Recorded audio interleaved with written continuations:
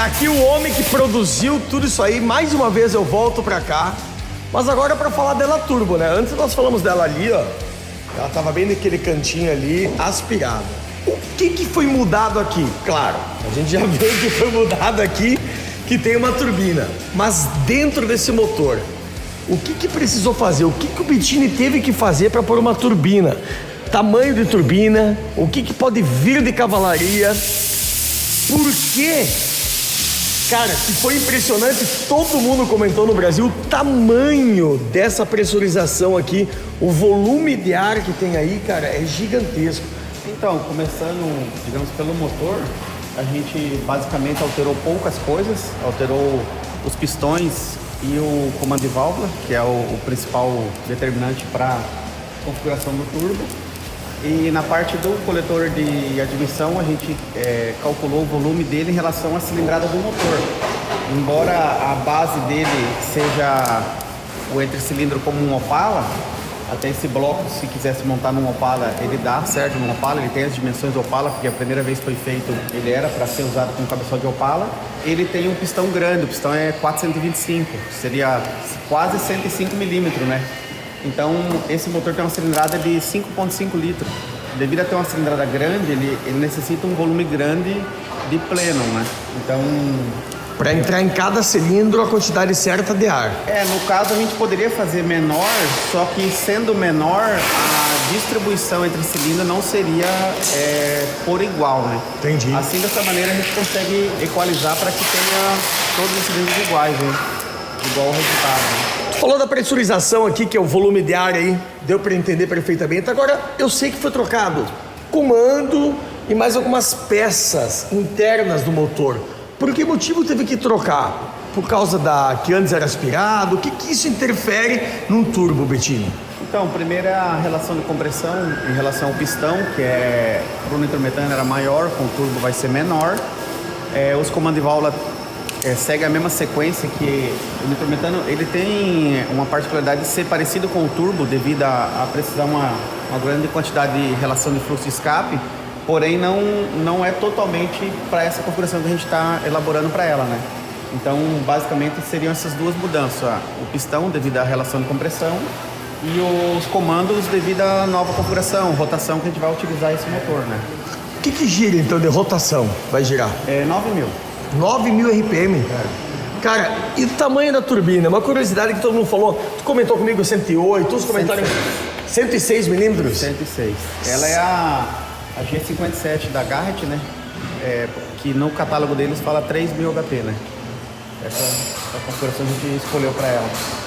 E esse carro, com esse motor, falou que gera 3.000 HP. Esse motor, ele pode gerar 3.000 HP? Então, ele vai gerar muito fácil 3.000 HP. Muito fácil? Porque a gente conseguiu com um Body 3, 1.200 de roda. Com quantos quilos? 1,3 kg. 1,3 kg no dinamômetro, 1.200 de roda. Isso sem, vamos supor, extrapolar o motor, deixando uma sonda extremamente rica, um pó de ignição relativamente baixo. Então a gente conseguiria tranquilamente em torno de 10% a mais, aí, 15% nessa mesma pressão. Então nós já estamos falando aí de 1.500 cavalos com um Body 3 de pressão, né? E esse motor, momentaneamente a gente não vai apertar o máximo dele ainda, devido a gente ir olhando a confiabilidade dele, em questão de virabrequim, em questão, exemplo, de pino de pistão, várias coisas que podem vir a sofrer com essa potência, né? Mas a gente com certeza pretende botar em torno de 4, 5, 6 bares de pressão de turbo, e com essa pressão de turbo eu tenho certeza que ele chega a esses números, né? Com 6 kg de pressão. Teve que mudar alguma coisa de suspensão, Bettini? A gente não mudou porque não andou ainda, né? Entendi. Então a gente precisa começar a andar para poder ver como ele se comporta e o que vai precisar ser mexido, né? Porque tem muito mais força, né, do que o aspirado, né? O aspirado ele lança muito rápido, né? Essa aqui, na verdade, ele vai lançar, mas vai vir a pressão para cima mesmo, né? Só pra você ter uma ideia, ele tinha 120 kg de torque a 4.500, né? Agora ele tem 120 com 1,3 kg, mas ele tem a 6.800, né? Nossa. Tá quase 7.000, então tem o mesmo torque, só que mais para cima, né? Então por isso que era mais difícil colocar no chão, porque vem muito cedo, né? Com o nitrometano. Mas vamos dizer assim, com essa pressão de 1,3 kg, hoje nós já temos mais potência do que nós tínhamos com o nitrometano. e com certeza a gente já vai andar muito bem com pouquinha pressão. Então conforme a gente for adicionando, com certeza vai baixando muito bem o tempo, né? Uma das vantagens também de turbinar, que muita gente não sabe do Márcio, todo mundo diz, por que perdeu aquele berro? O ronco até ficou bonito. Mas foi por questão de manutenção também, né, Bettini? Manutenção, a categoria agora é uma categoria disputada que é a XTM, né, e tudo mais. Então, esse foi um dos motivos, né? Primeiro que não tem carro na categoria. Tem, por exemplo, o Castanhon, o outro Dodge, o Diego já saiu. Então, você vai lá competir com 1, 2 no máximo.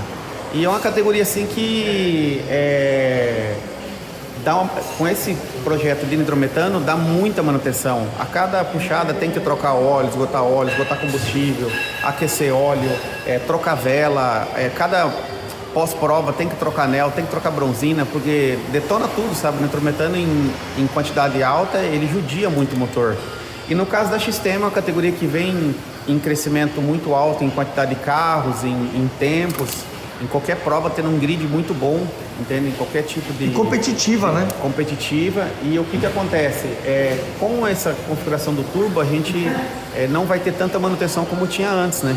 Então a gente vai conseguir andar muito mais, em muito mais provas, com um custo muito menor.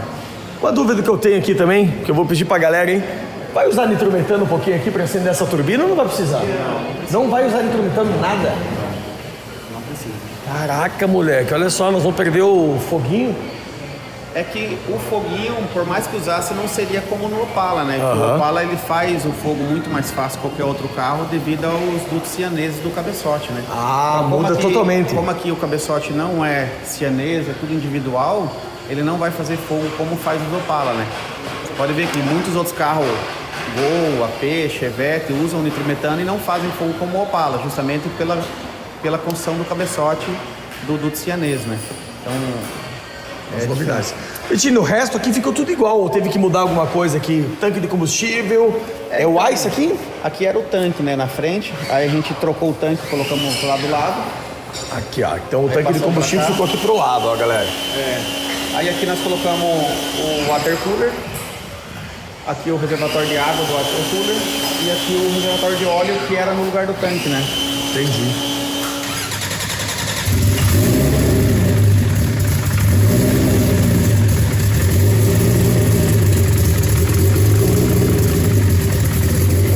O pessoal vai pensar que tu fez funcionar antes de eu vir hoje.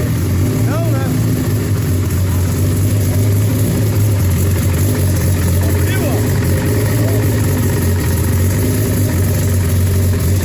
Tira a água dentro do motor.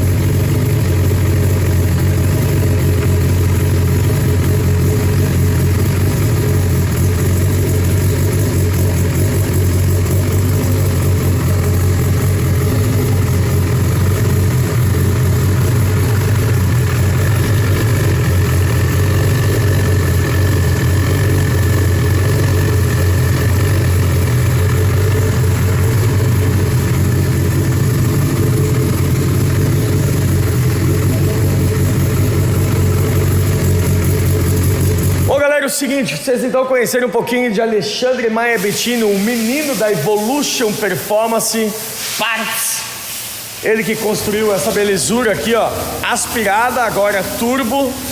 Como eu falei, repito, não deixa aí de compartilhar, dar um like na matéria, manda para seus amigos, que essa aqui não é mais a TS, é a XTM 332 que vai andar na cola.